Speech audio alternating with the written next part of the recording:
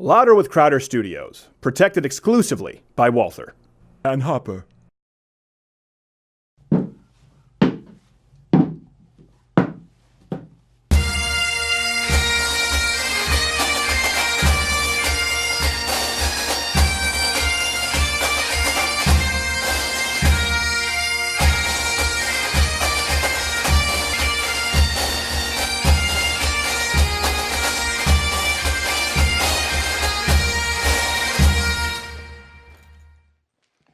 DefendGavin.com.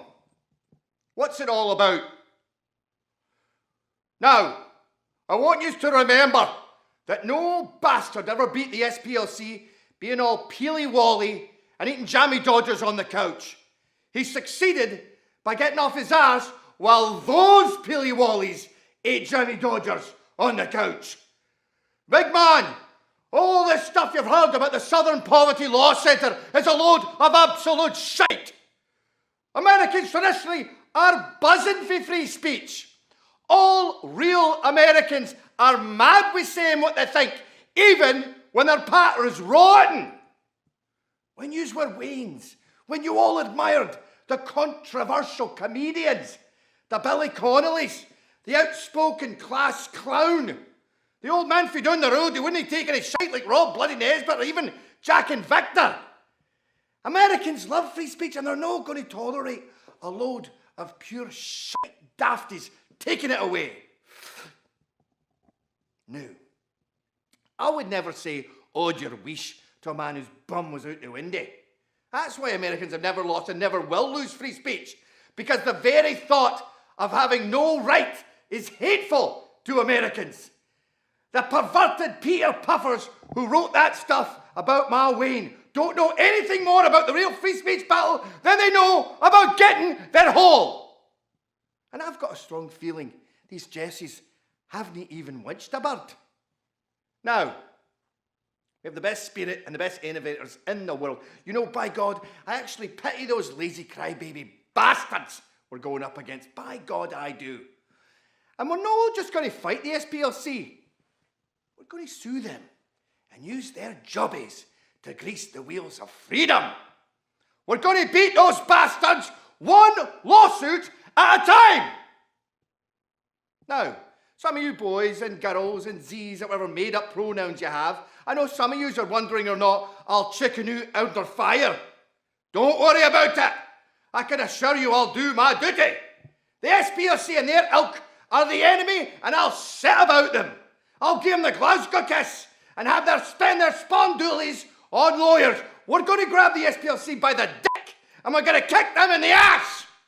We're going to kick the hell out of them all the time and we're going to fight through them like crap through a goose. It's going to be a square go and they're going to be guys scattered. Now, there's one thing we'll be able to say after this fight, and you may thank God or me for it.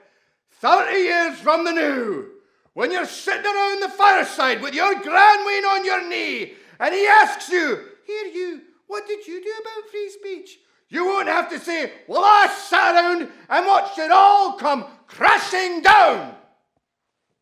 All right, now, you sons of bitches, you know how I feel.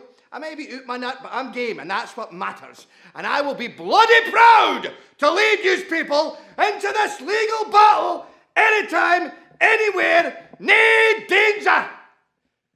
DefendGavin.com. That's all.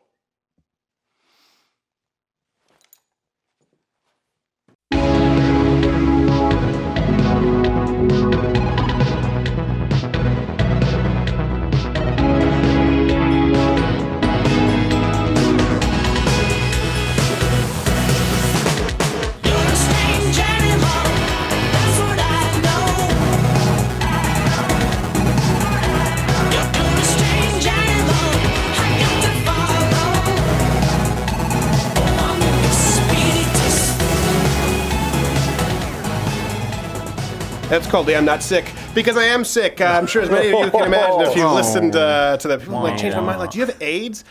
I very well might. I have no idea.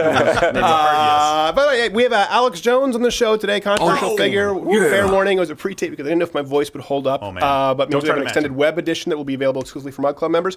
And we have Quarter Black here. Show him your What's up, That's man? absolutely terrible. We have, in third chair, you know him, you love him, Mahmoud Al-Mahmoud, ISIS Communications Director. Communications Director Extraordinaire. Good to see you again, Stephen. Thank you for having me. It's surprising that we have your revisits. Yes, you know, I try. I appreciate you reaching across the aisle. Yes. And we also have G. Morgan Jr. What's the wine of the day? The wine of the day is 8 Years in the Desert Zinfandel. 8 years in the desert Zinfandel. Yes. All right, I don't know anything about that, but No. it sounds anti-Semitic. That sounds right up my Totally alley. not. I don't know why it would sound up your alley. That would sound. No, I don't do wine. What does No, you wine can't. taste like? It's illegal. I thought it for was. you, Wait, according to it's 8 Sharia. years in the desert? It's called 8 Years in the Desert. Yeah, is that not biblical? quite 40, but 8 years in the Yeah, desert. I know. You They got what they're a I mean? little murky in the math. Yeah. But the principle's the same. Right. By the way, what do you think was the highlight this week for Democrats? Farrakhan endorsing Omar, Representative James Clyburn implying that Omar had it worse than your, average Holocaust surviving relatives. one. Let us know in the comments below. We're going to get to Cortez's potential campaign finance violations in a little bit. We actually will have Cortez on the show. Oh, yep, yes. we are going to have Cortez on wow. the show. What would you say there, Mahmoud, this week is the highlight for Democrats? Oh, anything with Ilhan Omar, man. Yeah, The you're a fan. party from another party, yeah. Did she come up through your ranks? Did you have any relationship with her? No, I never crossed paths with her. Okay. But maybe one day. Maybe one. She had already married her brother. It was too late for him. All so. right. Too Leading soon. the news before that, Google, you guys read about this? Google attempted to address wage equity. Good, finally. Turns out they're paying men way less than women. This comes from the New York Times. A survey of salaries Okay. reached the surprising conclusion men were being underpaid. But the company acknowledged that the analysis did not address broader issues of gender inequity. To swiftly resolve the gap, Google immediately executed all men by way of crucifixion. Yeah, Oh, that's the overly men in harsh. question reached for comment. Couldn't answer until a woman said they could. So they actually, we didn't hear from them a whole lot. Hey, do you That's a quality crucifixion. Wow. That's good. As somebody who's done it many times, you're like, nice Yeah, handiwork. I wonder who their guy is. Wow. what would you say there with your organization? Is it comparable to Google? Like for a guy, is it easier to get ahead?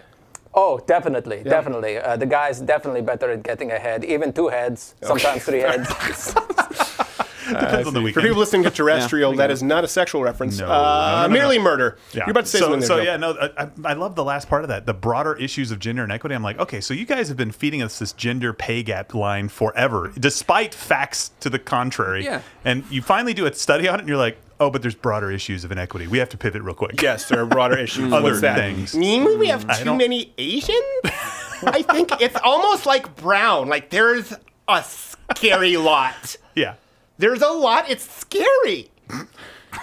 It's going to turn, and when it does, it's not going to be pretty. Turning to, I guess we'll call this next story science fiction. An ex-transgender man now wants to live life as a sexless alien. Also, he's had his nipples removed. We'll get to that in a second. This comes from the Mirror. Unsullied. What did he steal? Jareth, okay, before I continue this, who else here, when you read this story, read, okay, sexless alien removed nipples named Jareth, knew immediately, show of hands, it was named after David Bowie from Labyrinth? No. No? It was Oh, me. you got It was me. No. Yeah, immediately. So Jareth, named after David Bowie's character in Labyrinth, says, thank you for clarifying, Mirror. Just wants people to accept who he is and admit that he would rather be called a thing or it. He's not looking for full-blown acceptance. Like He's the just clown. looking for tolerance. It. What was this? I said it, like the clown. Yeah, pretty much. By the way, close. in the spirit of fairness, it is important to acknowledge, okay, not all trans aliens are a monolith, as seen by Z's colleagues, their stern rebuke at today's press conference. Yeah. As president of the Space Alien Trannies of America and one who's worked tirelessly for intergalactic Z's rights, I feel it's imperative to note that Jareth is not representative of our community. You call this a Talk about a hatchet job.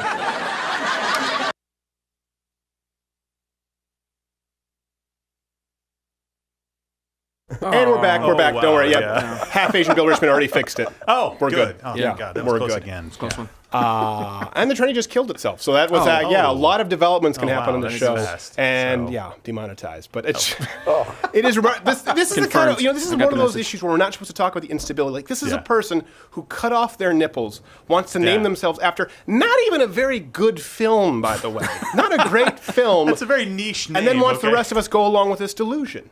Look, I don't know what you have to steal to have your nipples cut off. This is a new country for me. But I will say this. I tried to, during the clip, look this up. Turn Safe Search on before you Google this. If you're watching out there, don't ask me how I You know. remind me of the space tranny. Who? The space tranny with the power of fillet.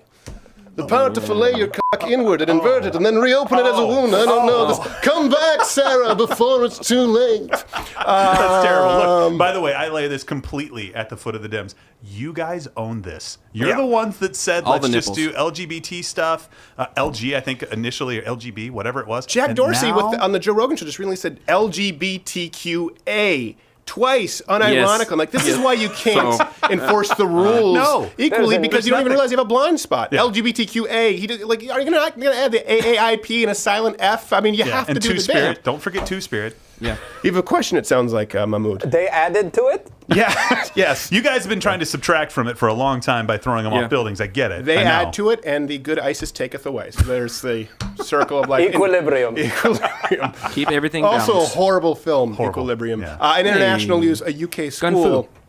just stopped LGBT lessons after Muslim parents protested. This comes from The Guardian. About 600 Muslim children were withdrawn from the school for the day, and the school confirmed the lessons would resume only after a full consultation with every single parent. The story gets a little bit confusing because both Muslims, as you well know, and LGBTQ, AAIP, and a silent number 2 are protected classes on the left. So here to make sense of it all, we actually turn to this week's Louder with Crowder marginalization rankings.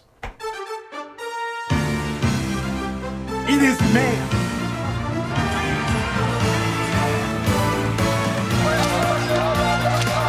swear testimony you're about to give. All the way down to 7. Thank you, Stephen. As you can see, the rankings have seen quite a shakeup this week, with marginalized status changing at a blistering pace. As previously mentioned, due to their upset victory at the Birmingham school, we see Muslims jump over gays faster than they jump up for seconds at an all-you-can-eat feline buffet. Elsewhere in the rankings, rumors of a Democrat resolution condemning anti-Semitism this week made it appear the Jews might be rising themselves. But after Linda Sarsour attacked Nancy Pelosi, some Democrats are now demanding an anti-Islamophobia resolution, leaving the current resolution in doubt. So Muslims have officially regained the #1 spot. I'd hate to be a goat in Fallujah tonight. Most surprising is the shocking debut, Stephen, of the transgalactic space people. I haven't seen anything this surprising since the look on Willie's face when he caught me with his daughter. That's all for this week, Stephen. Now, if you'll excuse me, I have Lucky resting in the slow cooker. We spare no expense getting Alpha on retainer. Never good Yeah. to be a goat in Fallujah. Never good. There's never a good weekend. Well, does that surprise you that the left has embraced your people, Muslims? That's the #1. And that's why I'm here, Stephen. I want the embraces. You know, we want you to see the softer side of ISIS. And Yeah, this is all good news. Yeah, feel the jihadi softness. Yes, of course. we're Of looking course. forward to What's it. not to like? Downy. Well, same thing actually, ironically, because when I shake your hand, I'm effectively squeezing the Charmin. Finally, it looks like. Look it up. Oh, yeah. It's ethnically accurate. You'll get it. It's amazing to me. We're like, you've heard this argument. They say Muslims created the modern numerical system. It's like, okay, hold on. I'm not necessarily sure that you're correct about that. Also, how about just using paper? Why wipe the ass with the hand? What is? I tell you what, it is quite a luxury. I will say this. I like it here in America. You like it, yeah. It's pretty cool. Two things that you like: toilet paper and Raisin Bran Also, have Crunch. you had cotton candy? Yeah. That's pretty cool. It is pretty cool. simple things, Yeah, right? no, it's just, it is cotton-headed candy. So finally, it looks like Alexandria Ocasio-Cortez might be in hot water. Federal Election Commission complaint actually says that her chief of staff could have funneled nearly $1 million in donations. This comes we have the overlay. It's been suggested the Congresswoman and her team could be facing major fines, potentially even jail time.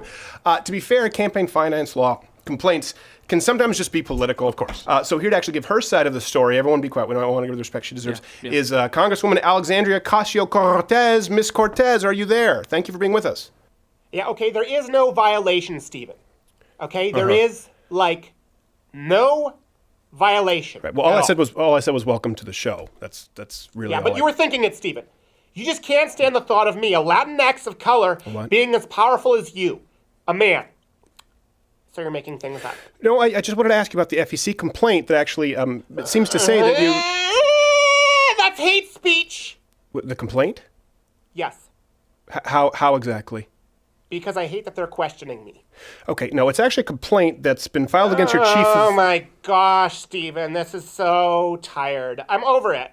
Okay, first you're going to try and call out my supposed campaign finance violations. Then you'll call me a socialist, which I am. Then you'll call me anti-Semitic, which won't check out because your researcher will clearly see that I get bagels from Shlomo's in the Bronx every day. I'm over it. Okay, Congresswoman, are you okay? Of course! Why wouldn't I be okay? Don't patronize me, Stephen. Don't mantronize me. Okay, Congresswoman, I think you're avoiding the question about the FEC complaint.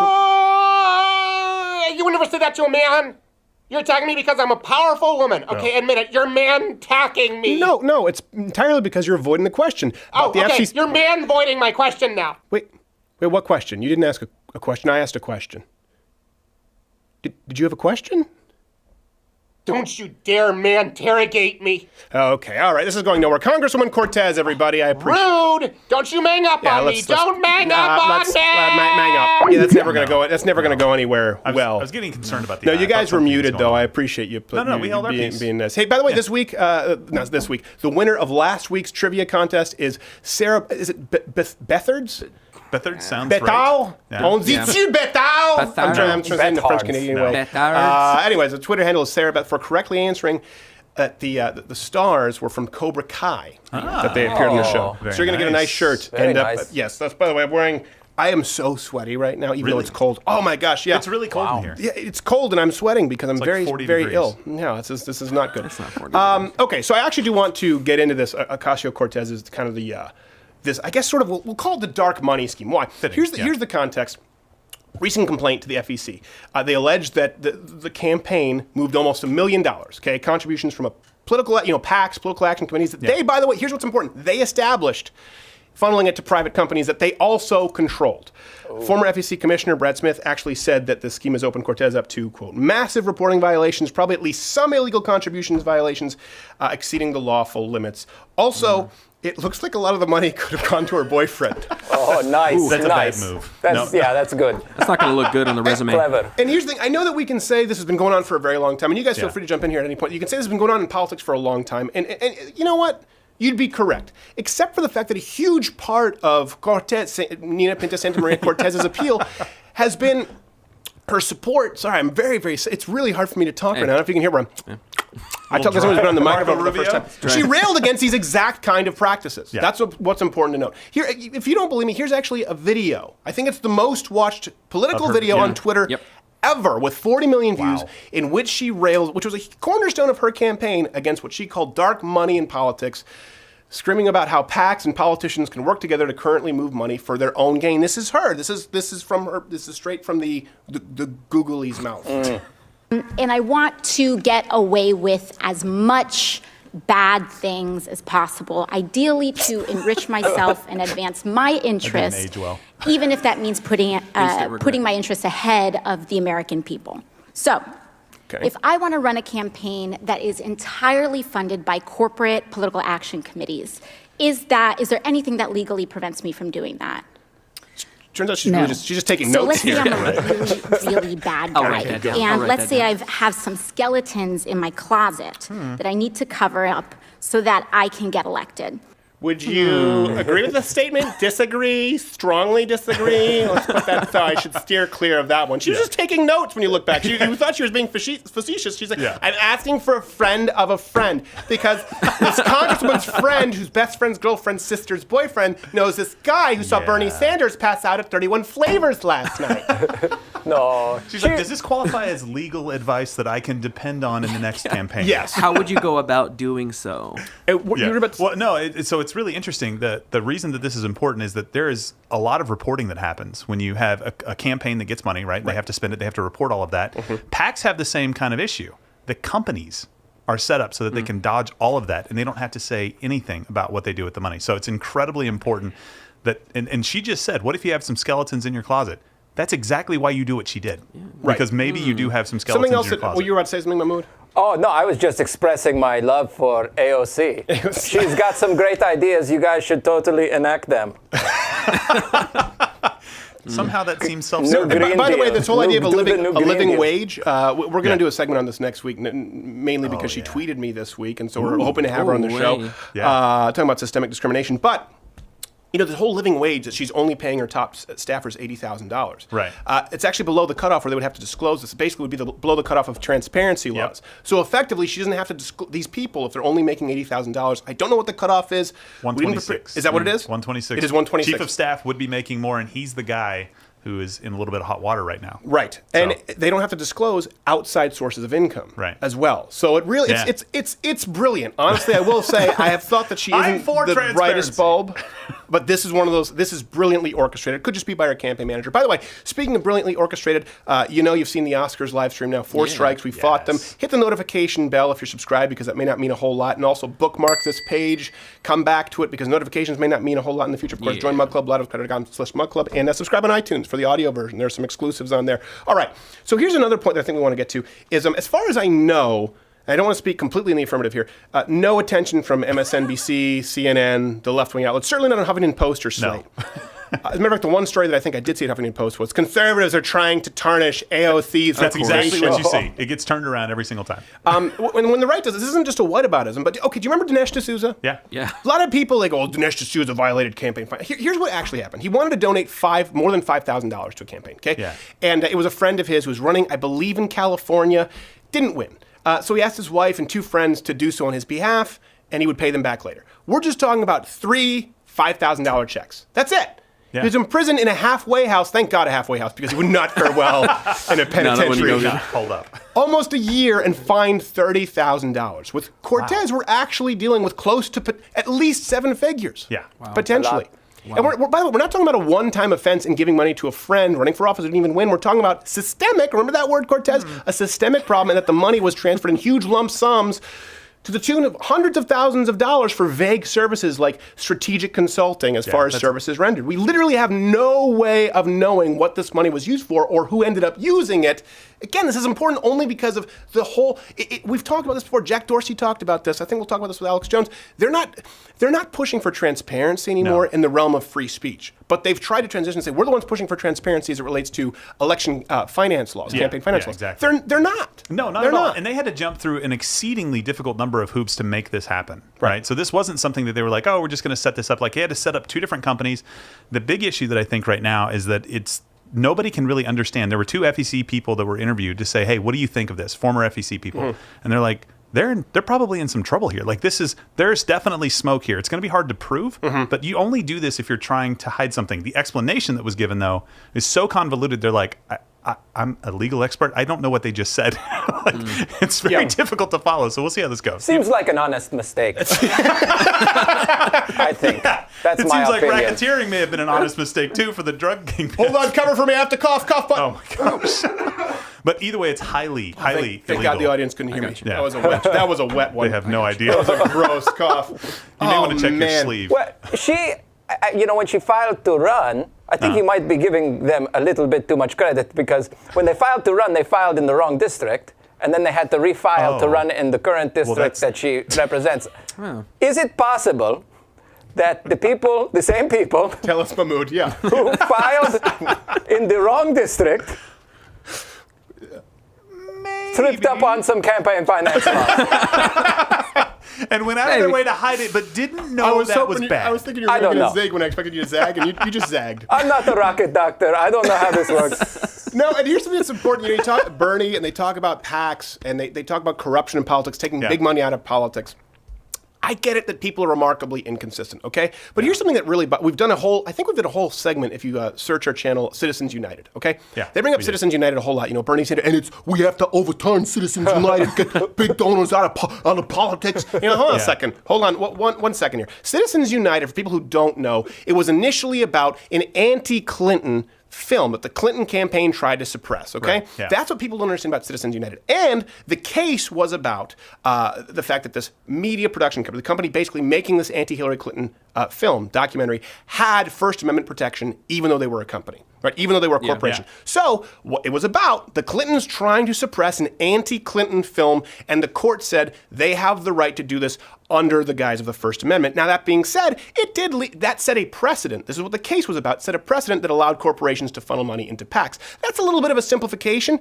Absolutely, but it's more accurate than what the left has told you about Citizens United, that it was just about PACs going in, wanting to give super donors over to the, over to our reptilian overlords. Yeah, exactly. And doesn't that remind you of something? Dinesh D'Souza, when he had his issues, was when he released his movie, when he was going so hard after Obama.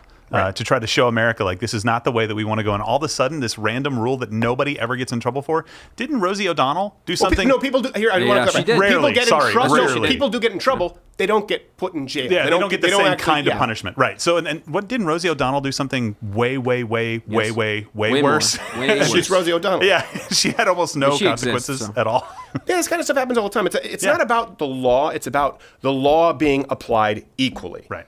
And that's something that's really important. And especially when you're talking about government being used as an arm to prosecute people. Listen, I don't want Donald Trump prosecuting people who disagree with him. No, that's why anytime he gets into expanding libel laws with the media, I go, hold on a second, I'm really uncomfortable with this. I do think consistency is important. And if you look at the way the laws are applied, they haven't been applied equally. Certainly with he did it. Don't get me wrong. I mean, Dinesh D'Souza did it. Yeah, he did. He's been on the show, but I'm like, well, you did it. You did do the crime. It's been weaponized, It though. has been weaponized. And I don't think that Cortez is, as far as I know right now, at the time of this video, facing any jail time or fines. But the hypocrisy here is it's truly breathtaking. I don't even know how to set up this next clip, but she continued. Just let's watch it.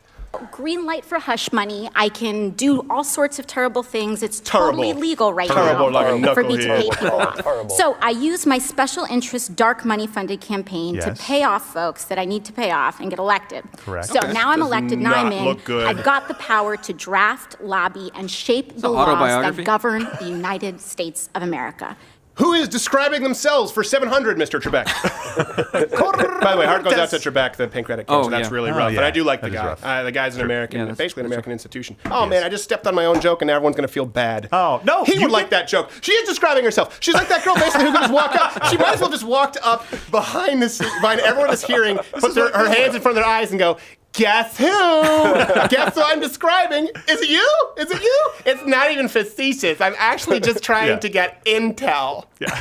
She went to her chief of staff and said, will you write down what we did so that I can say this as so I the can bad ask. example? Look at that. Yes, she used, by her standards, dark money to get elected. And yes, now she is shaping our laws. Is this really the kind of person that you want in power? One who can rail against dark money, one second the PACs. This is not a new concept, while knowing, though, that she is doing exactly that. Look at that. And I know people talk about Donald Trump lying, and I think we can all agree he's done that in the past. A little bit. The difference, we were just talking about this before the show, is Donald Trump, he's right about some things, even if he doesn't understand why he's right. He might say, no, listen, you guys screw up the housing market. Excuse me, listen, no, Freddie Mac, okay? Fake news, you're wrong. And you're like, I don't think he understands what he's talking about neither there, did Hitler. but he is right. Yeah, exactly. Nobody He's understood. got people that know Whereas what he's Cortez talking doesn't understand what she's talking about, and she's incorrect. She's incredibly dangerous. She has zero clue. And No, don't say that, because they're going to hold that out as a badge of honor. Like, I'm a dangerous woman. No, but that's what I'm...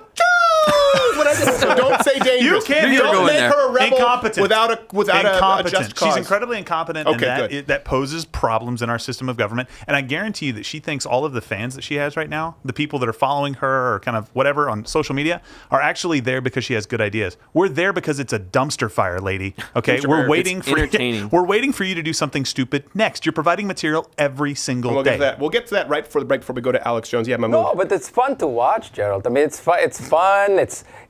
She's angry. I like the jacket. It's everything about it. It's great Stylish. TV. Well, if you want the demise of the United She looks States, like she as you picked that- purportedly do, I mean, let's be honest. Okay, yeah, She looks like she picked that jacket out of a lineup from the Leaving Neverland cast.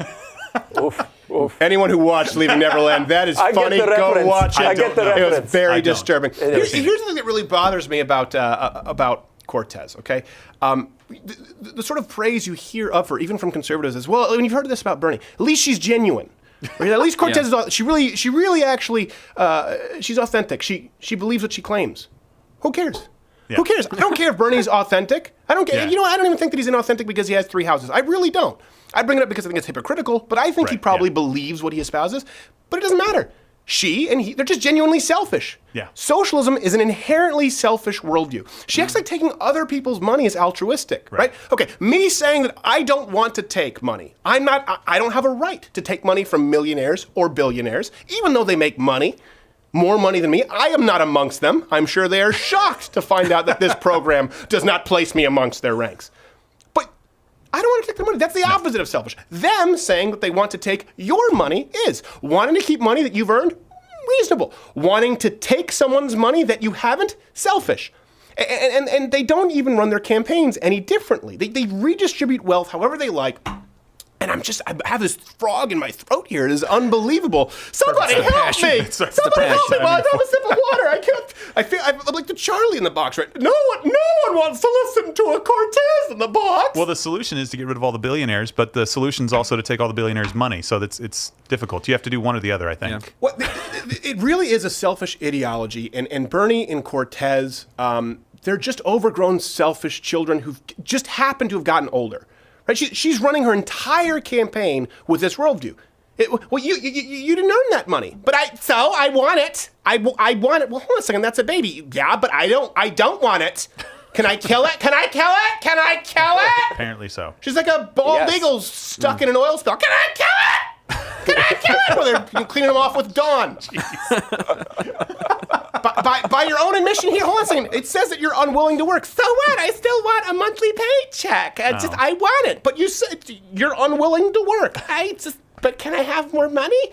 No.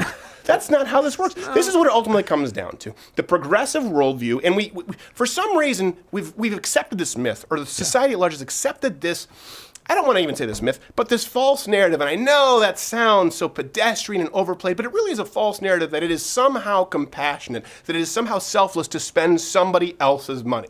No. Right now, if anyone in this room tried to take someone else's money and spend it, they would be immediately fired, because I'm compassionate and he's a dick. He's done that before multiple times. Five you times. did. You knew that there was more money in your check than is usually allotted, and you took it anyway. It's supposed to go to me. I did. Yeah, it was supposed to go to I you. said thank That's you. it. Yeah. No, That's a power move right there. Yeah. It's the absolute worst thing to do is to take other people's money. It has had the worst results. It's not the worst thing to do. No, it is. Mahmoud does great worse. What are you talking about, General? Economically speaking. Yes. Speaking, all right? Okay. Economically speaking. The worst thing. It'll have the worst results.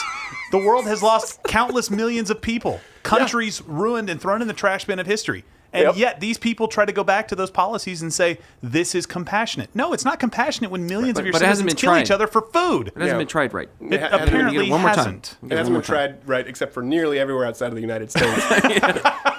And even some tried it to try it They here. tried it, then they reversed it, and then they went back. And it's just, absolutely. By the way, Don't knock it till you something else. try it. Congresswoman Cortez actually did respond to me on Twitter regarding, actually today, about the systemic discrimination. So I asked, could you give me, keep this up here. Could you give me any examples of systemic discrimination? Now, here's the thing. People, I want you to comment, let her know at AOC. Be respectful, because I do think that a dialogue engaging will be productive here. Yes. But she brought up, and she didn't bring up, notice she doesn't bring up a source. She goes, just last week, the Washington Post reported on a $23 billion racial funding gap in K through 12 education. And then the other examples of systemic discrimination she uses: mass incarceration, banks targeting Black Americans. You can take that off screen. Banks apparently targeting Black Americans before the housing crisis. This is one of the, I don't want to go through them right. I don't want to parse those right now, because I would like Congresswoman Nina Pinta Santa Maria Cortez to come on this show and we can talk about it. But I will say this: your ideas. I was surprised that she picked those three examples. I was quite shocking. It was quite shocking. Yes. My cousin actually is American. He's working here at the bank, and he just got the job. He's actually doing the black targeting training today. Oh, really? Coincidentally. Yes. That's it's like a 3-day thing that you have to do. Sewing before you more work just at, training. It's like a training the course. idea, this is we'll talk about it with her, but the idea of predatory lending. It's like the fact that they targeted Black Americans. So banks said, "Hey, kid, come over here. Listen, I got a deal for the racket was. Is there some? Would you like some money that you have no realistic possibility of paying back? Here you go. I'm gonna make it rain, kid. Why does that work? How can someone be targeting Black people? Right. Again, this just comes down to a selfish worldview. When you look back at Fannie Mae, Freddie Mac, you look back at the housing bubble. It's like, okay, you're going to have to give money to people who have no business being at home. No. And it disproportionately affected Black people. Again, this is the law of unintended consequences here, right? Good intentions from the left. Look at what happened with the housing bubble. It's like, oh, okay, you're gonna have to lend, but there's no. How about any credit? No credit. How about, what's the FICO score? No FICO score. All right, well, then how about money down? No money down. Well, then I guess it's going to be a crazy interest rate, like 12%? 2%. Well, how about 10? 2%, because the government just tells you that that's what you're going to do, Yes. and then you see a housing bubble. And you know who it hurts? The black people who disproportionately it affects black people who saved, who have business being in those homes. They have a right to be in those homes because then they have money down, and they should actually be taking out that loan. But guess what? They can't get in there because someone else, now the government has determined, is a victim of their own socioeconomic status, and the bank can't foreclose upon them because they bought 3 homes that they couldn't afford. Again, these are the unintended consequences that nobody thinks about because it's an inherently selfish worldview, and an inherently selfish worldview, just like a 5-year-old who wants more cotton candy, is selfish. It thinks very short term. All right, we have to go. Alex Jones after this, and thank you so much to Mahmood for being in this week. Thank you.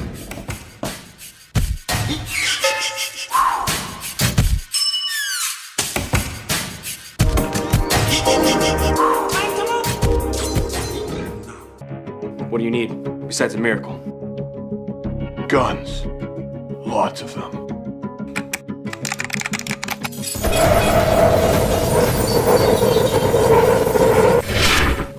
I'm Trinity. No, you're Pantelis. Cut! No, in this film, he is playing Trinity. You're Trinity. Is that all you need?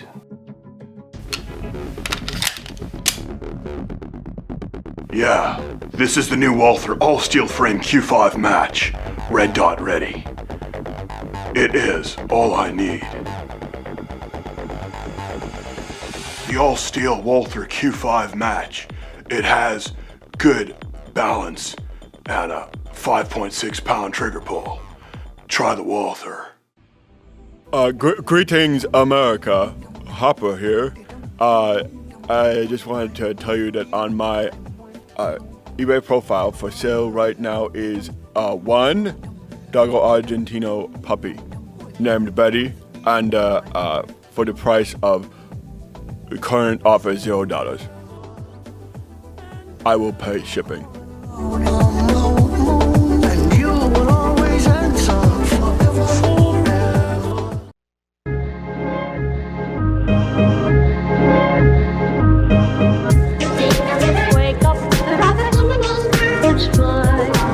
Reach the wizard.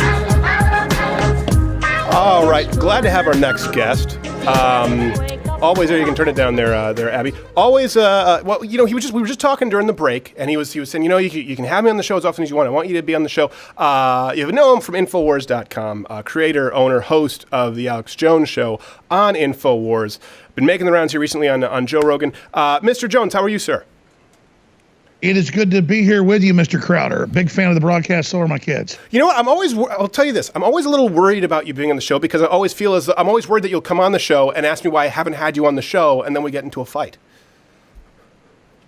But we've never really had a fight, so I totally get that you're doing a great job. I watch it all the time, do lots of skits, lots of events yourself. You don't have a lot of guests on these days, so I'm just happy to be here and the great work you're doing over at CRTV and all the rest of it. Well, thank you very much. Now, I'm happy to have you on. We've kind of changed roles here. I notice you're in a short sleeve, where usually you wear a suit, and usually I'm in something a little shorter sleeve, but you just had a recent surgery. Now, was it your bicep to your elbow or to the shoulder? Because that's a huge difference in the surgery.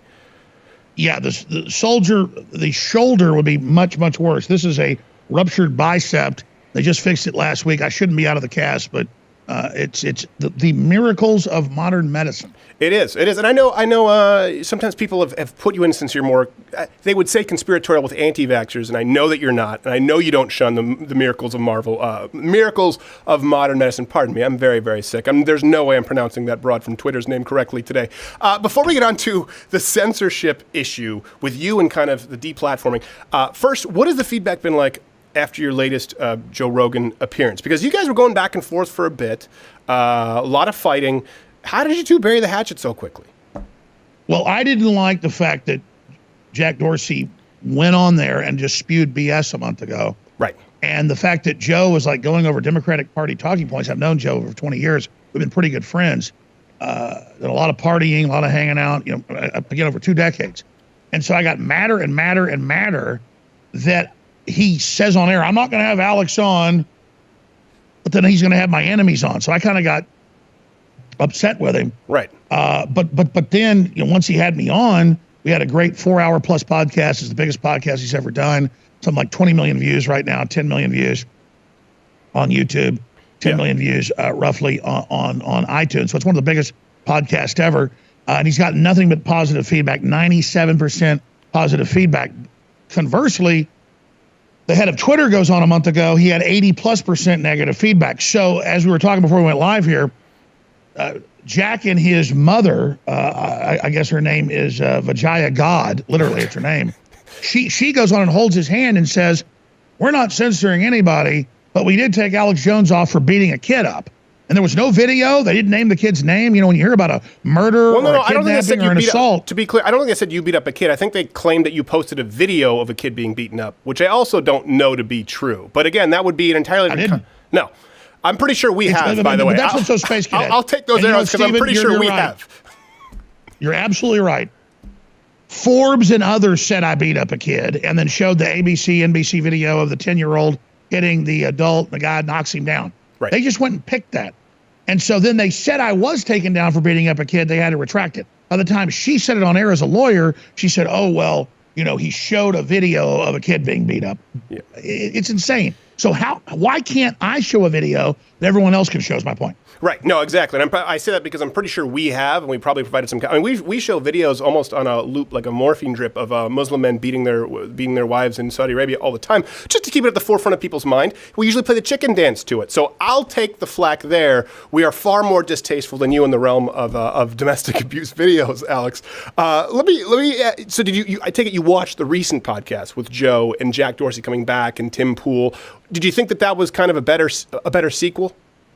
Well, it took me from hating Joe to wanting to marry him. I mean, I'm not gay, but you know, the point is they destroyed that lawyer, Vijaya God. They destroyed Jack. I mean, it was like a suicide mission. They come on there and BS that we're not censoring conservatives when we've got all their internal videos from Project Veritas and all their admissions and the incredible censorship, and they allow Antifa to dox people, but nobody else can. And so, yes, this just shows the disconnect and how robotic these corporate heads are. It was actually frightening. I thought it was actually a terrifying podcast. Well, I think there were some good questions, some pointed questions. But for me, kind of the moment where I noticed, I don't think Jack's going to get it, I don't think they can fix this, is when he unironically used the term LGBTQA about 2 times. And he didn't realize that, you know what, we're not even the gay in the LGBTQA are on board with just tacking on every single letter to that acronym. I don't know that they can fix that blind spot. That was, when I was watching it, I thought Joe and Tim did a good job of holding their feet to the fire, but it felt like a hopeless endeavor. I don't want to be a nihilist, but do you feel like that sometimes when you watch this, especially given your situation? Yeah, it frightened me because she said not just that I got in trouble for showing child endangerment, which wasn't true. The clip was everywhere in the country. I mean, I got to it late. They then moved on and said that I said use battle rifles on the media, but they didn't show a clip. They took a 38-minute podcast I did one night, but I had a few beers. But none of it had to do with violence. It was like, we don't want to be violent. We've got to use the criminal judicial system. And Antifa says they're coming to the houses of law enforcement and Congress to kill them. You better have your battle rifles ready. So they played this word salad game, you know, like the refrigerator magnets, where you change the words around. And she reads this statement. It's literally one word with quotes around another word and says that, Joe, we had to take him off. He was saying kill the media. I would never do that. A, I don't believe in offensive violence. I'm a libertarian. B, I'd be arrested. I should be off the air if I was on air saying, get your battle rifles ready and kill the media.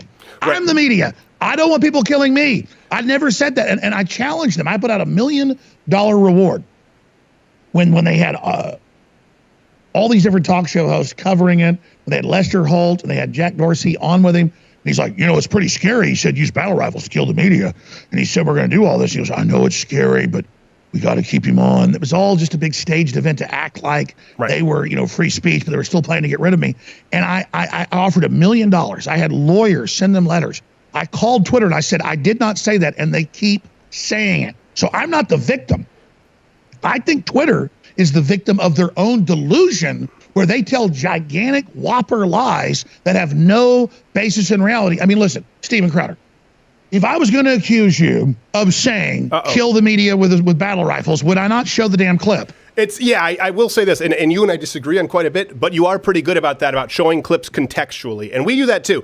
Do you believe this when you do your broadcast? I always say, listen, this is kind of a standing order I have to everyone on my staff. Don't make an argument for the left if they can make it for you. Always show their clip and provide all context needed for us to rebut. We have that and that's what we get hit with so many copyrights, because we'll just roll Seth Meyers for 2 minutes, or Samantha Bee, or Cortez. And exactly. You've got to show Cortez saying the earth will be over in 12 years or no one will believe it. Right. And then we play it and we get a copyright. No, she's a public figure. She said the world will be over in 12 years. Right. I'm going to play the damn clip because it's unbelievable. Yeah. Have you seen, by the way, I know you're not on YouTube now, but it seems as though there might be some retroactive changes here after listening to Dorsey and Vijaya, some the road to redemption. Right. And you know, one thing I will say, I know a lot of people will watch this and say, well, I'm not in with Alex Jones. I don't agree with him. But here's the thing. I understand where people feel that way, but they also need to look at you as a cautionary tale of the fact that it can happen to anyone. Let's take this example recently where you just brought up right now. Let's use that because you just brought it up, the battle rifles. Now, I wasn't fully aware of the quote or the clip, right? Because I didn't show it. And I didn't have time to fully research it. I immediately assumed it was allegorical if taken in context. And I thought, man, if they can say that this was one of the retroactive strikes we found, and we know you were deplatformed by everyone in the same weekend, so they're all looking for a reason, right? Give me a reason. I'm going, hold on a second. If they can remove someone for even just saying, hey, this is a call to arms metaphorically to fight back against the media, they can do it to anyone, and I do think people need to take notice of that, regardless of whether they agree with you or not. Well, that's it, and then people think they protect themselves when they build a straw man about me, and then attack it. They go, oh, well, if we just throw them under the bus, we'll be safe. No, you set the precedent for everybody else. So what they did is they could have gone back and found some real stuff I said out of context, but still some things I said later that I'm like, yeah, I shouldn't have said that. It didn't come off as tongue in cheek, whatever. But with the case of the items that you mentioned, I would never even tongue-in-cheek say, you're coming over the hill, it's the Alamo, get your guns ready, because they're going to take it out of context. Right. So if one thing, the left lying 10 years ago, yeah, I'd said stuff like that allegorically. I'm not about to do that. So the point was, I'm like, we need to peacefully, through the courts of the criminal justice system, stand up and if Antifa attacks our homes, we need to not be offensive because, like Martin Luther King said, and Gandhi and Jesus, we need to take it on the cheek because that's how we beat them. Violence is what they want. The damn 38-minute podcast was about nonviolence. It wasn't exactly like that, but I understand your point. But I said, but I said at the point, you can play the whole thing. I said at the point of them attacking your house, you got to defend yourself and have your battle rifles ready. Of course. So it was a debate about how far to go. The point was, I did not say go attack the media. Sure. That is made up. $1 million prize. If you can find me saying get battle rifles and go after the media, I'll pay you $1 million. I'm not going to collect that check, just like the people never collected the check for the United Negroes College Fund when Andrew Breitbart offered it for anyone who could find footage of them hurling the N-word at Congressman Clyburn. I do think, and this is one thing that the left has admitted now, they didn't used to admit. I thought it was very telling that Jack Dorsey and, not going to say her name on here, sounds like vagina with Jack Dorsey, that's okay, we'll believe it. Vagina Good. That's a cool name, like Vagina Good. That's a pretty cool name. What's wrong with making a joke about the name? Especially if vaginas are good. If I were her parents, I would name her twin sister Penis Bad, so that they have to introduce them as Vagina Good, Penis Bad. That's what I would do, but I would be a cruel parent. I came out of a vagina. I love vaginas. I spent my whole life trying to get my face in vaginas. And demonetized right now. Immediately demonetized. Thank you, Alex. What was I talking about before? I was talking about something before this, and I don't remember what it was. Oh. Jack Dorsey did say, Stephen, listen. You started it. You began to start the jokes about her name, so don't. I did. It is my fault. I take full responsibility. Stop raping her name. Stop raping Vagina Good. The name. Let's please don't. Are you trying to get me put in jail like you, the social media deplatform jail? Please don't do this. My point is with Jack Dorsey. Just cut it out then. Are we live? Jack Dorsey said, as it relates to sort of political pressures, external political pressures. I don't have the exact quote, but I remember him saying, the left wants us to do more. The left wants us to censor people more, and the right wants less. He admitted that. And we've talked about that on the show for a long time. I know you have, that the left demands less transparency. The left demands less truth, whereas conservatives, the right, libertarians, everyone under that umbrella, demands more. They used to try and deny that. It seems as though now they're not even concerned with it. No, I agree. So why do you think they're just openly, we're going to censor everybody? I don't think that they're openly saying we're going to censor everybody. They tried to sort of obfuscate and pass it off as, well, we might be a bit of an echo chamber. No. They denied it for a while. But if you read like the London Guardian or even Time Magazine or these articles, they're like, we want all them off. They mention your name. They go, well, we got rid of Jones. We want to get rid of Crowder and all the, I mean, they're listing your name. They're saying we want them off air. I know Twitter is more open about that, but Facebook and YouTube are at least trying to act as though that's not the case. But I know Twitter is pretty open about the fact that they want to use it as a No, you're tool right. for The social future change. British Prime Minister is saying, he wants Tommy Robinson taken off YouTube, or he'll use governmental powers to shut down YouTube. So I agree. As bad as Google's been, it is not the worst. So let me ask you this: Who gets the brass ring? Who is the biggest censor on the internet? Well, that's an interesting question, because I was going to ask you this question immediately afterward. Right now, who do I think is the biggest force? Do you mean who do I think has the most power? Is that what you're asking me? I think Google has the most power. Yes, I would say I think Google, then Facebook, because they have both Google and YouTube, then probably Facebook, and Twitter is further on down that list. That's why when we've talked about sort of taking legal action, and we have, they're not at the front of our queue because they've pretty much admitted they want to be a tool for social change. But this is interesting. As you're a libertarian, I've talked with Nigel Farage about this, a few different guests. What do you think the solution is? As a small government libertarian, do you think that the government should step in and regulate them as public utilities? Because as you just talked about, right, that's a slippery slope. In the UK, the government wants to pressure YouTube to take Tommy Robinson off. But what's the solution here? I'm really glad you raised that nuanced point, Mr. Crowder. If we don't regulate the internet with the necessary evil, with a prohibition, like the Second Amendment says you will not infringe. Right. The First Amendment says you will not infringe. It's not a government power taking something away. It's a guarantor saying that you have immunity as a citizen to defend yourself. You have immunity to have free speech. This is sacrosanct. This is what we worship. This is who we are. This is what makes us who we are. And so, yes, I don't like government being involved. I'm a libertarian like you. But then when the EU and the UK and government says we're going to use government power to censor and shut everybody down who's a nationalist, who's a Brexiter, who's a conservative, who's pro-military, who's pro-family, who's a capitalist, then you've got to have government come in and say, we're guaranteeing these basic rights like our current law does on the internet. It's just being ignored. And so the internet needs to go back to where it was, where the internet doesn't censor. These companies don't censor unless something's violating law clearly and they get a DMCA takedown order. We have a good orderly system to do this. They've just been ignoring that the last 2.5 years since Hillary Clinton lost the election. They've panicked. They're doing this. So I'm not for regulation. But instead, when we stand down, it creates a vacuum where all these regulators come in, and we let the EU and the UK and the Chinese governments praising U.S. companies for censoring. So that vacuum, because we're conservatives, Heritage Foundation, these are private companies, let them do whatever they want. Well, now we just gave in to the vacuum of all these other very rapacious forces. Here's what I've proposed, at least as a step. Tell me if you agree with this or not. I think that what we need to do is have some transparency. Again, as we've talked about, conservatives, libertarians, we demand transparency. I think that YouTube, Facebook, Twitter, and any other social media platforms, they need to publicly declare whether they see themselves as publishers or as open platforms that they do not censor. If they say, hey, we're private publishers, like a BuzzFeed, like a HuffPo, then we say, okay, then you're no longer a social media platform. Fine, let's be honest about it. Now we need to see some transparency. If they by the way, you show you've done your research. That's the federal international law. Right. Under the subsection, they have liability protection. A newspaper or a TV station doesn't. Right. But because they have third-party posting, they have liability protection. They're not supposed to be a publisher. So the minute they engage in publisher control, they now lose their immunity. Right. So do you think that probably the most important first step would be for them to have to formally declare whether they are a neutral platform or publisher? Because then we can hold them to their own standards. Yes, I agree. If they won't back off and stop being authoritarian censors, I'd rather them use the immunity as a third. I mean, it's not their fault if I'm on a telephone saying something or I'm on Facebook. Exactly. And once it's criminal, they take it down. So I'd rather them revert to what greater minds in the free market and those that built the internet came up with that worked so great instead of the Chinese model. I'd rather them back off. But yes, you're right, Stephen. If they will not stop, then we have to strip them of their immunity. Okay, final question here. I'll go in a different direction. We do have to get going. A lot of talk, obviously, since you were on Joe Rogan, about you mentioned the clockwork elves. And this was very entertaining once Eddie Bravo came in, and it seemed as though there were some miscommunications, but it was a lot of fun to watch. Here's one thing that I do want to clarify. You talked about these sort of elven figures, let's say.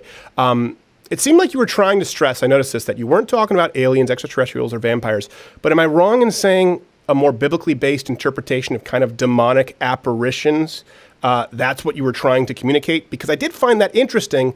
I don't think a lot of people who aren't familiar with you, associate you with your more faith-based worldview. Exactly. If people want to find out what I really believe, Infowars.com, Newswars.com, they can hear it in this context. I've never seen aliens. I'm not into UFOs. I don't go to UFO conferences. I'm not that guy. I never really covered the lizard people. I've had David Icke on. Studying globalists and studying what they're into, they are into the occult, just like every major ancient religion thought they were conjuring creatures. They were getting data from beyond the veil. And so when you read the Bible about one world government, mark of the beast, and there'll be humans conjuring demons, and demons will be set loose on the earth, and then you study San Francisco and the liberals, they're taking DMT, they're taking ayahuasca, and they're having group events with 20, 30, 50, 100 people. And by the way, Joe Rogan said this on air. We never got there fully, but we had an hour and a half conversation before we went live, and he says, listen, you're thinking about Clockwork Elves. He goes, I take DMT all the time. He goes, we have basically group experiences. We're talking to these aliens, and they look like little elves. And I'm like, well, listen, I'm not going to take that because that scares me, okay? All I know is the Bible describes it. You can look at black magic books written 1,000 years ago, and it shows the magician conjures a little thing. It looks like a little gray alien. So right. Yes, the demons that we hear about in modern culture, or the aliens we hear about in modern culture, are the demons. And so it fits in perfectly. Like the Aztecs would sacrifice thousands of people a day sometimes because they believed it opened up a portal for gods to tell them things. So it's like chumming the ocean for sharks to come. These lower entities, these demons, want blood of children historically, whether they're real or not. I'm saying the elites are obsessed with it. Yes, it's far out. Yes, it's crazy. But this is what they believe, and they believe killing innocents or doing horrible things brings in these entities that then give them knowledge. Hey, hold on, Alex. Since this is a pre-tape because I'm so sick, can you pause real quick and we'll do this as an after the bell and upload this as another segment because I'd like to get into this deeper, but we do have to hit the clock here. Sure, I'll go as long as you want. I love being on the show. Infowars.com. Please, did I say Infowars.com? What was the other? I don't know. Newswars.com. Newswars.com. All right, all these places. They don't censor Newswars as much. We will be back after this to close on the show, and this will be uploaded at a later date because Alex and I are going to go into a little bit of a rabbit hole here. Hold on, we'll be right back. Thank you, Alex.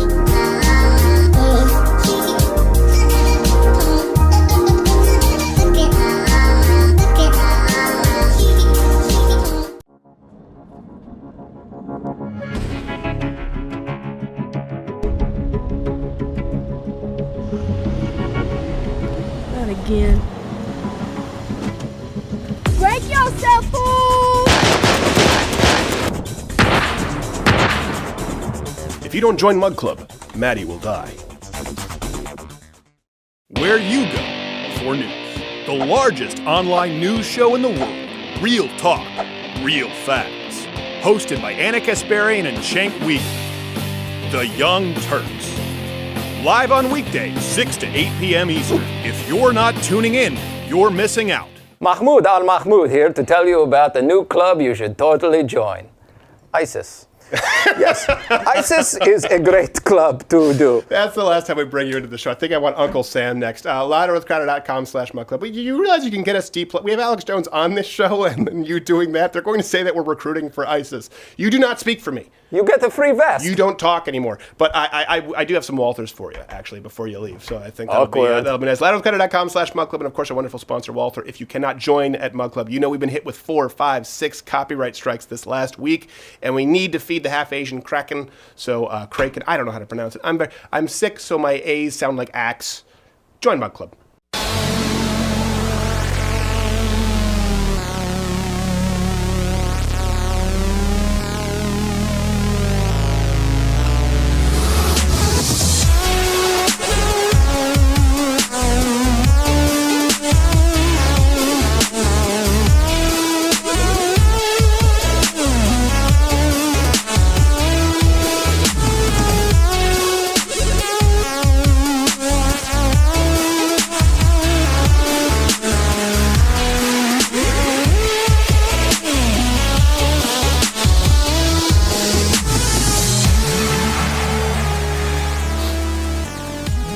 I am obscenely lightheaded.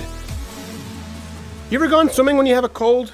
Well, it's just the worst because then you have all the stuff in your nose, and then the cold water rushes up, and you think because you're nasal passages and it's all burns, and you feel like, I feel really hot. I just got to get into something cold, and then you're immediately cold afterward. Instant grit. It is just the worst. Alex Jones, thank you so much for doing the show. And again, that was a pre-tape. We did that yesterday because I wasn't sure if I'd be able to get through this whole program today. We have a long extended version available exclusively for Mug Club members. You made it. I made it through. You made it.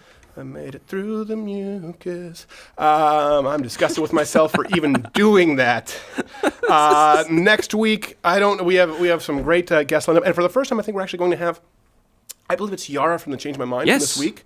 It's exciting. She was tweeting us and has been actually very respectful, and I'm hoping that we'll have her on the show, and it'll be an interesting look back because usually people don't want to come on the show afterward. Never. Let alone someone who was very open about the fact that she'd had an abortion herself.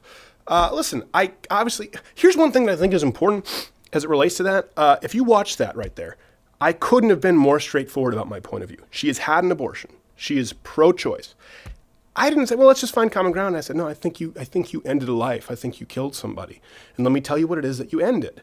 And we still left it after that able to at least part amicably, as amicably as you can. So the point is, you don't necessarily have to find common ground under a lie to be civil. And you don't have to necessarily be civil to find common ground under a lie, under the guise of a lie. So I kind of just reversed it there. I noticed Cortez does that a lot, where she goes like, and this does not necessarily mean that, and that does not necessarily mean it. Was like, it's obviously we would equate that it would go in reverse sequencing. Okay. All right, hold on a second. Like, cover for me there, Garrett. Talk about something, Quarter Black. Something. What's up? How's it going? DMX, black people things. Yeah, that's okay. Chicken. All right, that's enough. People. This is why people don't believe that you are any parts black. I know. I told you that I was 0.1% sub. So you're part of my brethren. I think sub-Saharan African. It's very broad, so it might not mean. But I'm technically more African American than a lot of you know the struggle. Americans. You don't look black at all. I know. It really is concerning. It's all below the TriCaster. Because I don't know how to. I feel like I'm pretty good at filing people according to race, gender. I'm pretty good at identity politics. And I can't do that with you. You made it exceedingly difficult. Here's something I wanted to talk with you guys about. Let's talk about toxic masculinity. I think this is something that's been tossed around quite a bit, and Cortez has talked about this, so it seems fitting. I was at the vet this week, and I'm hoping this is one thing. The vet stuff always, I think Joe Rogan and Kevin Smith were talking about this. The dog stuff always gets me, so hopefully I'm not going to be too emotional. But I was at the vet this week. Everything's kind of okay, but it's been rough with the chemo treatment. Again, I appreciate the kind words of support.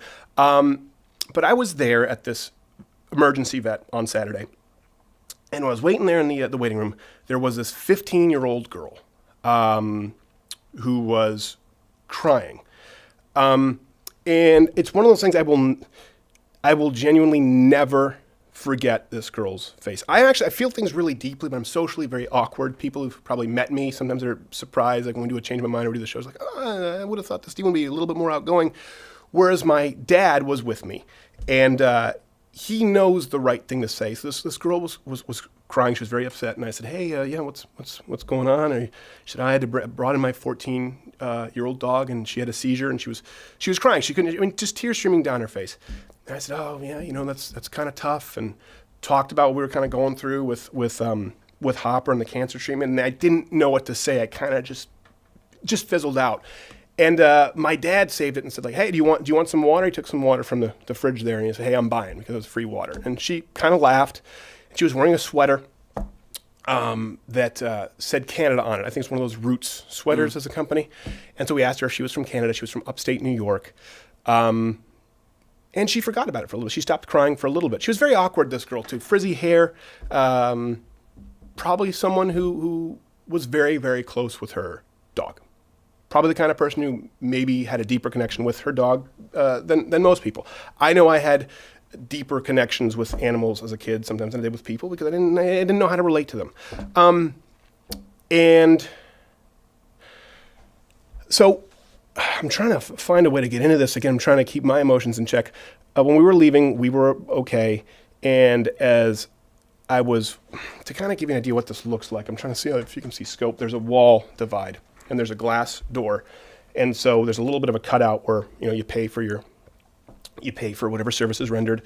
And I can see her on the other side of this wall through a glass door, the 15-year-old girl. And at this point, she was sobbing, but after we spoke with her, she seemed a little bit better. She was looking things up on her phone, a little more talkative in the waiting room. And I sent my dad out with the crate to our car. We pulled the car around, and I saw her mom, and there was no dad there.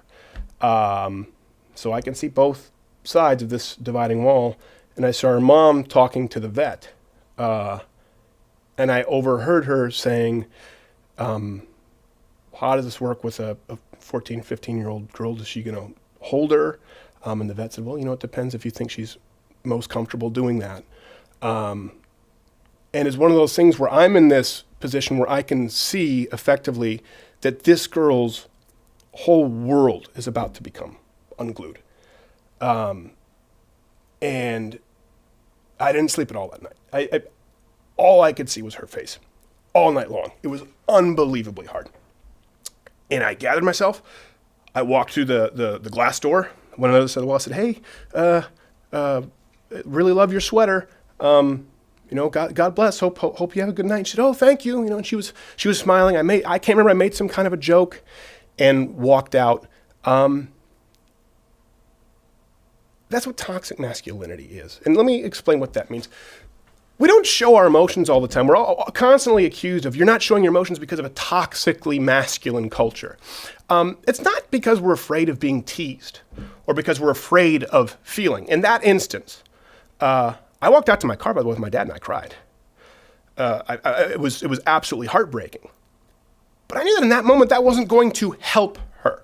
That's toxic masculinity. Why did I go out there? And even if it was just a laugh for 20 seconds before I know she's going to have to hold her 14-year-old dog before they put it down, why would it matter? Why would I go out there and try to be strong? I know it sounds silly for this 15-year-old girl, because if even for 15 seconds I can protect a girl like that from pain. And it's the same thing with our family members, with our wives, with our daughters, with our sisters. This is why men act the way that we do. It's because we love you. It's because we want to protect you. We hate to see people in pain. We hate to see the people that we love in pain. That's toxic masculinity. I'll tell you this, I wanted to give this girl a hug, and I know I can't because, of course it would be inappropriate, but I felt so bad for her, and there was no dad present. Doesn't mean that there wasn't a dad. Doesn't mean that she doesn't have a dad, but it was that much more heartbreaking. Again, it's this primal reaction, this visceral reaction that a man will have if there is a woman who is vulnerable, who is exposed, and there is no man there to help her. That's toxic masculinity. And you might say it's the damsel in distress syndrome. Fine. Okay. I'm okay with it. It's in our nature to protect and to provide. Just as it's in your nature, women, to nurture, care for. Okay? We want to prevent pain for you at all costs. And by the way, I understand this. Ironically, sometimes that leads to us causing pain. We get so stressed out over trying to provide, to protect, whether it's work, whether it's trying to be strong emotionally, that we end up lashing out at those who we live to provide for, who we live to protect. Just like women, ironically, end up suffocating the people they love sometimes, or spoiling them with children. It's in our nature, and it needs to be bridled. That's toxic masculinity. But I don't think that it's a nature that should be condemned just because it's a part of our genetic makeup. It would be emotionally selfish. It would be incredibly emotionally selfish. I came back home that night, too. I came back to my wife, brought the dogs in, and she was obviously very worried. Everything was fine, but she was obviously very worried. And I made sure that when I came in, kind of had an even-keeled temper, explained what happened, were we going to have to give the dog antibiotics. And once she was settled, about 30 minutes after that, she asked me, she said, what's wrong? What's bothering you? And that's when I told her what I had experienced with the 15-year-old girl, that they were going to put the dog down. And at that point in time, because I had made sure that my wife was taken care of before myself. That's toxic masculinity, by the way, and that's a biblical notion. The idea of esteeming others first, of treating your wives and your women as the best among you. By the way, that wasn't an ideal. When we talk about where do we get morals from, the idea of mercy, it wasn't really considered a virtue in a lot of societies until modern Christendom. The idea of treating your wives as the best among you, the idea of treating your wives with love, and I get it, people will say, well, what about submit to your husbands? Okay, it talks about men loving your wives. That was actually kind of unique. when Christ came around. This is just me talking about my worldview. Once I had made sure that my wife was taken care of, that I had quelled any fears or anxiety she had, I told her about what had happened. And at that point, guess what? It was fine for me to be vulnerable with my wife. It was fine for me to shed a tear and explain something that was deeply impactful and hurtful. And my wife would never condemn me for it. And that's because we have an open, complementary relationship where we understand each other's needs and do our best to meet them as members of the opposite sex. That's toxic masculinity. This idea that men by the way, the idea that expressing, Jordan Peterson is talking about this, just expressing emotions is somehow inherently helpful. It's not true. Let me give you those examples right there. You know how I felt when I saw that 15-year-old girl? I wanted to cry. I felt terrible. I wanted to go into hysterics. You don't think men feel that?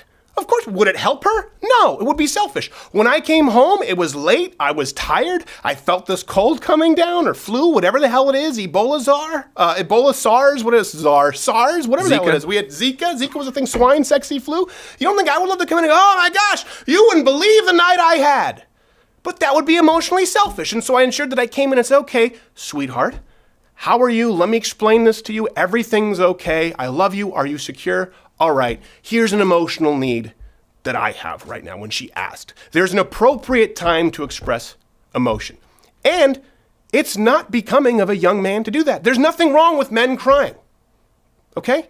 There's something wrong with telling boys and telling young men that they should cry for the sake of crying, or that it's inherently a virtue to cry. It's not. It's inherently a good thing to bridle your emotions, to moderate your own instincts instead of just acting on them. And I would say it's an inherently good thing to teach young men to be vulnerable with the people they trust and they love, like their wives, like their families. That's toxic masculinity. There's this idea that people talk about quite a bit as though men either have to live into this archetype of big dumb jock or the sensitive artistic type who cries. Do you realize it's a very new thing? Look at the readings of Teddy Roosevelt or even Abraham Lincoln. These were people who were artistic. These were people who often were musically inclined, people who would paint, people who would write poetry. And then they were incredibly intelligent and physically robust. You were not considered a complete man unless all of these facets made up your masculinity. That's toxic masculinity. It broke apart, really, with modern progressive feminism. I hate to beat a dead horse here, but that's where we really separated people with the sexual revolution. And honestly, it just made it easier for scumbags to get laid. Let's be honest. That one's not working out really well for women. The original term, I've talked about this before, and I'll leave you with this, was, you've heard this expression, jack of all trades, master of none. It was originally jack of all trades, master of one. Meaning you were expected to be a jack of all trades, adequate, passable in all facets of life, and to be a master of one domain. That's what would make a truly great person, a truly great artist, truly great at anything. But that's what makes a truly great man as well. That's when we talk about toxic masculinity and we throw the baby out with the bathwater, we're throwing out everything that's created. Modern medicine, this Western civilization that has served, protected, and provided for women throughout centuries. Men want to do that. That's toxic masculinity. We want to provide for you. We want to protect you. That's toxic masculinity. And sometimes it comes with some shit that you don't want. That's what happens. But we condemn, and this is what worries me too, is this generation of boys that we have now going out there. We've talked about incels. That's a very small microcosm of it. But imagine an entire generation. Now really, we're going on 2 generations of boys who've been told that all of their instincts, all of their hardwiring is wrong and toxic. They're going to be afraid to be who they are. We can't. How do you juxtapose that? Where you say, hey, yeah, it's toxic masculinity. This idea that you don't want to cry, this idea that you want to be tough, this idea that you want to be athletic, this idea that you want to be great, this idea that you want to be competitive. That's toxic. Don't engage any of those instincts that you have. By the way, keep it real. Do you understand what kind of a conflicted message that is to send young men? And I'm hoping that there's some women watching this, particularly some young feminist women who maybe haven't peered behind the curtain, who maybe haven't understood what it is that makes young men tick. We love, we care, and we are just as emotional, and we don't act on it because we love you. That's toxic masculinity. I don't have much else to say about it. I'll see you next week.